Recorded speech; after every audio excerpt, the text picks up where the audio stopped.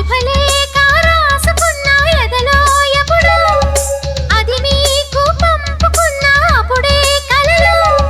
పుష్యమి పువ్వుల పూజ చేస్తా బుగ్గన చుక్కలతో ఒత్తిడి వలపుల గంధమిస్తా పక్కలలో శుభలేఖ అందుకున్న కలయో నిజమో తొలి ముద్దు జాబురాశ చెలికే ఎప్పుడో